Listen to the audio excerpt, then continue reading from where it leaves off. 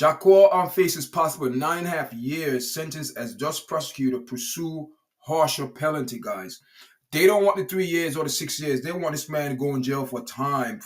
For the Amsterdam, Netherlands, reggae artist Jah Cure is facing the possibility of a longer prison sentence as Dutch prosecutor pushed for a 9.5 year term in an ongoing appeal over attempted murder charge. Reggae's golden voice is behind bars again. Jah Cure, the man once called the soul of the genre, now locked in a Dutch prison for a stabbing that shocked Europe. His real name is Sikachur Alcock, and at 43 years old, he was sentenced to 6 years in the Netherlands after plunging a knife into concert promoter Nicardo Papa Blake during a confrontation in Amsterdam's Dam Square. The date was October 1, 2021. The motive? A €5,000 0 cents performance fee that Blake reportedly hadn't paid after Jah Cure performed just 2 nights prior.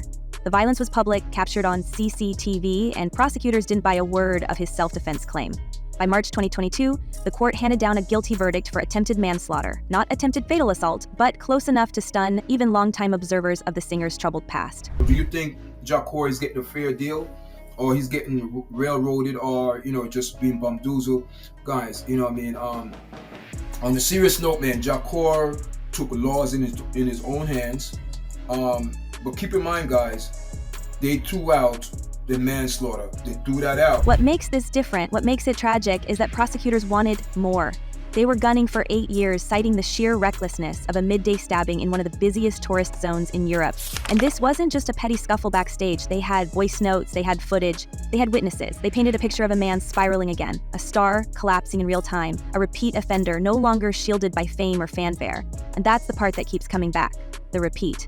Because this isn't Jah Cure's first fall. This is round 2 of a career that has now been derailed by violence and courtroom drama, not once, but twice. Back in 1999, he was barely out of his teens when he was arrested and convicted in Jamaica for what he insisted were false allegations: illegal possession of a firearm, aggravated robbery, and a charge so serious we won't name it here. The headlines were brutal. 15 years behind bars, his first shot at stardom gone in a flash. But even then, Jah Cure did something few have pulled off. He turned his prison sentence into the setting for a musical resurrection. Inside Tower Street Prison, he recorded 4 albums, some of them illegally, some through a formal rehabilitation program, and by the time he walked free in 2007 after serving 8 years, he wasn't just a free man, he was a legend. His voice, unmistakable, his lyrics, vulnerable, aching, hopeful. True reflections, longing for, love is, these were anthems of redemption, and the public, maybe wanting to believe in second chances, embraced him. When I look at the body of work and the time that I spent, I deliberately tell myself that, where am I going? And I have to make a step from another level. And if I don't achieve that in this album, that means I'm going backward. But now, almost 2 decades later, he's right back behind concrete walls. Different country, different charge, same downward spiral.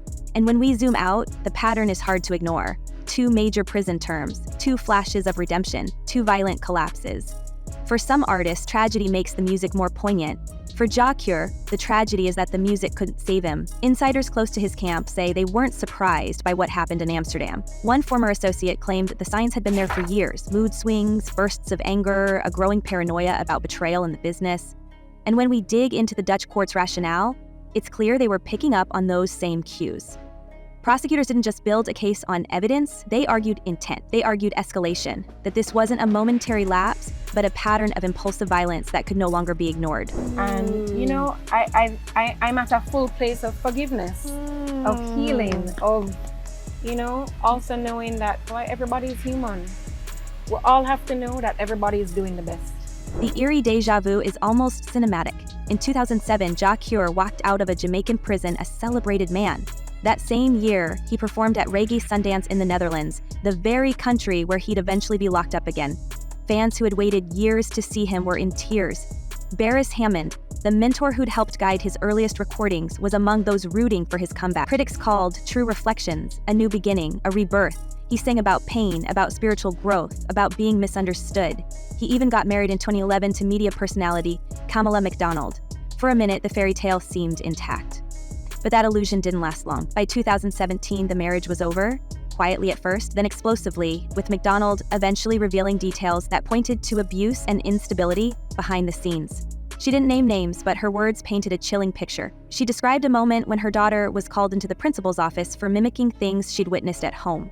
It was the turning point. She said, if I stayed in that situation and accepted that life for whatever reason, then that would now define for her what is normal. It was one of the few times someone close to Jah Cure spoke publicly about the private chaos, and it added weight to the whispers already swirling in industry circles. And I remember there was one time, without getting into much detail, there was one big wake-up call for me. It was an incident at her school. And it was as a repercussion of something that she saw that, to this day is still really hard for me to accept because, there's trauma that we still to this day are dealing with. Behind the scenes, promoters in Europe began to grow wary. He had a reputation for unpredictability.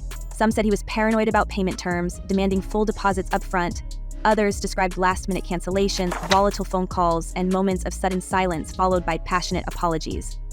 The music never stopped. He released The Cure in 2015, which got him a Grammy nomination. He kept the love songs flowing, the collaborations diverse, but beneath the surface, the anger was reportedly always there, bubbling just under the high-gloss finish of international success. So when the stabbing happened in October 2021, there was shock, but not surprise. According to police reports, he confronted Ricardo Blake over the unpaid fee in a voice message before they met.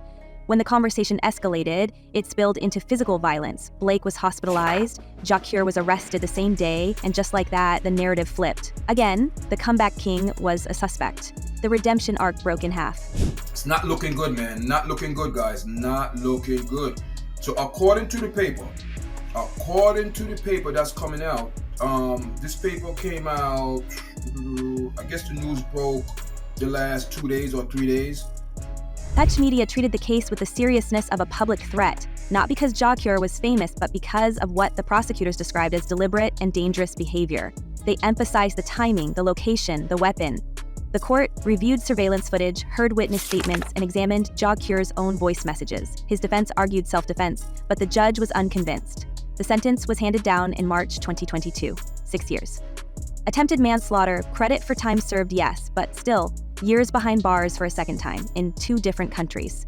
Then came the twist. Prosecutors weren't done. They filed an appeal, pushing to reinstate the attempted fatal assault charge. They want 9.5 years, a far heavier sentence, and if the appeals court agrees, he could be looking at even more time. In the meantime, he's stuck in pre-trial detention. No bail, no parole. His legal team has filed a counter-appeal to reduce the manslaughter conviction, but both processes are still in motion. As of October 2025, no final ruling has been made. A verdict is expected later this year. And there was one instance that I remember because, I knew deep down Yendi, I knew that it wasn't okay. What was happening was not okay. The relationship and the space. The relationship, the space, the abuse, everything. And I couldn't find the strength. At that time, I didn't think I could find it. But outside the courtroom, the ripple effect has already started. European reggae stations began quietly dropping him from playlists. A few outspoken voices called it censorship, but most DJs cited the optics. This wasn't about a tabloid scandal or messy personal life. This was about a violent public act with witnesses. Mute Jah Cure became an unspoken rule among promoters. One Germany-based DJ said the boycott started informally. People just stopped spinning him. Others still play his older hits, but there's a noticeable chill in the air. He's not the reggae darling anymore. He's the cautionary tale. And just when fans thought 6 years would finally silence the chaos, Europe turned against him and psychologists started calling his downfall inevitable, proving Jah Cure's biggest prison might not be made of walls at all. While Jah Cure sits in a Dutch cell, the backlash outside those walls has exploded. European selectors from Paris to Berlin to Amsterdam have quietly executed a musical mutiny. They've stopped spinning his songs, pulled him from playlists, and distanced their stations from the artist they once called reggae's romantic. The movement doesn't have a formal name, but insiders are calling it the Mute Jah Cure, wave a silent protest against an act of violence that played out in broad daylight. In the world of reggae, where legends are built on stories of struggle and survival, this kind of coordinated cold shoulder is rare. And it's brutal. The promoters who once sold out his shows have gone radio silent. Even street selectors who used to drop Longing For at every Roots session are now opting for safer choices. A German DJ told dancehall Mag that it started as a conversation in private WhatsApp groups, then evolved into action. People just stopped playing him, she said. It wasn't official, but it was understood.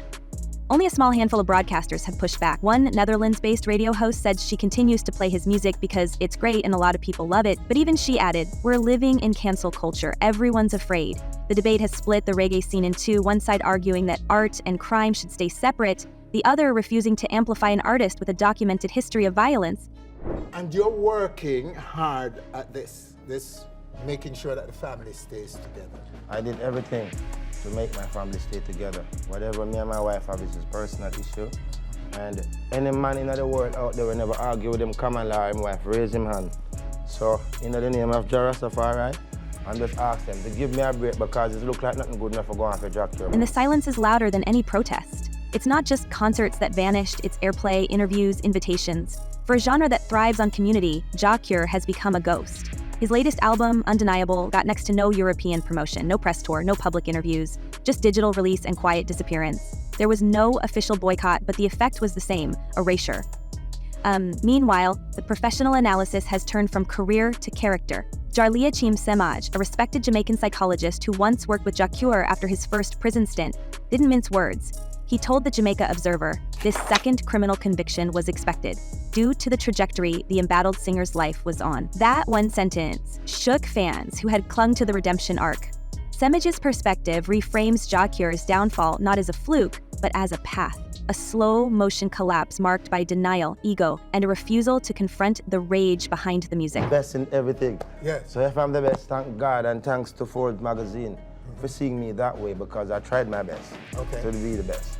Yeah, because you worked very hard, I know. The last time before this album was made, you were involved in... We've seen the loop play out for years. Violence, arrest, contrition, apology tour, new album, and then repeat. After his second sentencing in 2022, Jah Cure released a message to fans apologizing for the situation I get myself caught up in. The words sounded familiar, too familiar, because we'd heard versions of them before, in prison interviews, in lyrics, in acceptance speeches, the vocabulary of redemption. But at what point does it stop sounding like growth and start sounding like a script? Even now, as he approaches his 47th birthday behind foreign bars, Jah Cure continues to speak about transformation and faith. But outside those walls, prosecutors are saying something else entirely. They're appealing his original verdict, demanding that the attempted fatal assault charge, the one he was acquitted of, be reinstated. If they win, his 6-year sentence could jump to 9.5 years. That appeal is still pending, with a decision expected in late 2025. And the stakes are enormous. If the court rules in favor of prosecutors, Jah Cure won't walk out in 2027. He could stay in Dutch custody until 2031, almost a full decade lost. There was some deep, dark things happening at that time that I had to cover up. I had to cover up.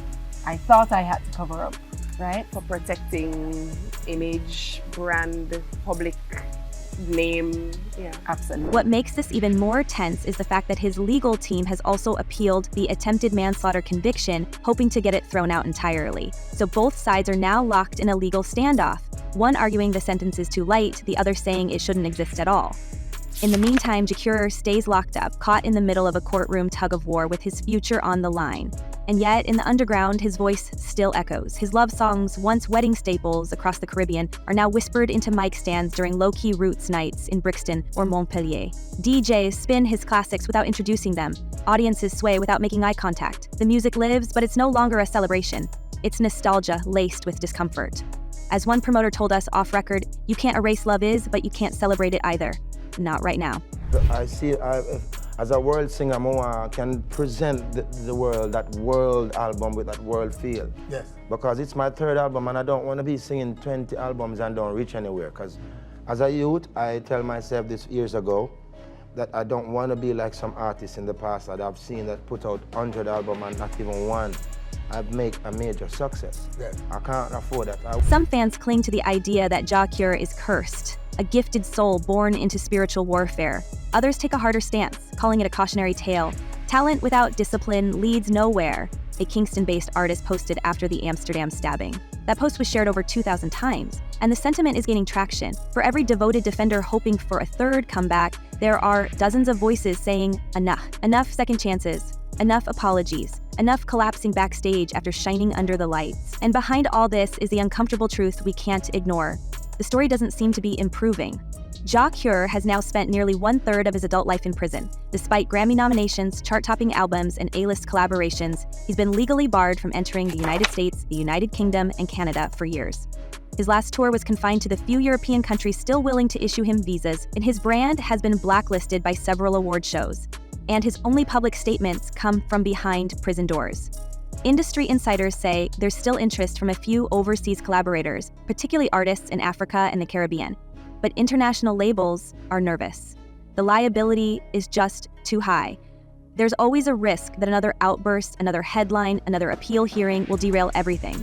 A European booking agent we spoke to said he declined 3 offers to promote Jah Cure in 2021, even before the stabbing. The vibe was off, he said. There was tension in the team. We didn't want to touch it. I love my wife, and I'm sure she loves me. I have a beautiful daughter. We both have a beautiful little girl, and whatever happened between me and my wife, it's between us. Yes. And I love her, and that's it. The world, we just have to make some people come out of our life and give her a break, because everybody have them issues at times. Nobody's perfect. And yet Jah Cure himself seems determined to maintain the persona of the wounded prophet.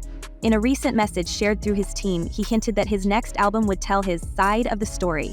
That phrase, my side, is doing heavy lifting. Is it an admission, a denial, a veiled threat? No one knows. What we do know is that despite being behind bars, he's already writing, already recording, already planning. The contradiction is staggering.